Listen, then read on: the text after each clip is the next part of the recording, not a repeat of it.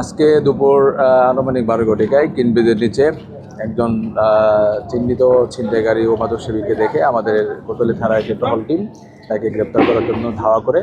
তখন ধাওয়া খেয়ে সে কোতোয়ালি থানা মুখে রাস্তা দিয়ে সে দূরে পালানোর সময় র্যাব সদস্য ইমন আচার্যের সামনে পড়ে। ইমন আচার্য যেহেতু একজন পুলিশ অপরাধীকে ধাওয়া করছে, সে তখন এই ছিনতাইকারীকে সে ঝাঁপড়ে ধরে।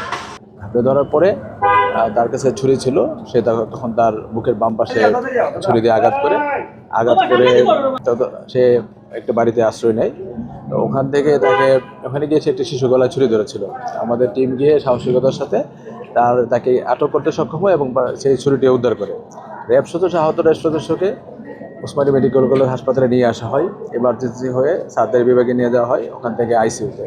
তো কর্তব্যরত চিকিৎসক তাকে মৃত ঘোষণা করে। তার বর্তমানে মৃতদেহ আইসিইউতে আছে। তার পরিবারের সদস্যদের সংবাদ দেওয়া হয়েছে। লাশের সুরতাল হবে, ময়নাতদন্ত হবে, পরবর্তীতে আইনগত ব্যবস্থা গ্রহণ করা হবে। এবং আসামিকে যেহেতু হাতে যে ঘটনা ঘটেছে তাকে আটকও করা হয়েছে এবং ছুরি উদ্ধার করা হয়েছে। তো দ্রুততম সময়েই আমরা একটি মামলা রুজু হওয়ার পরে আমরা খুব সময় মামলাটি নিষ্পত্তি করতে বা পুলিশ রিপোর্ট দাখিল করতে পারবো।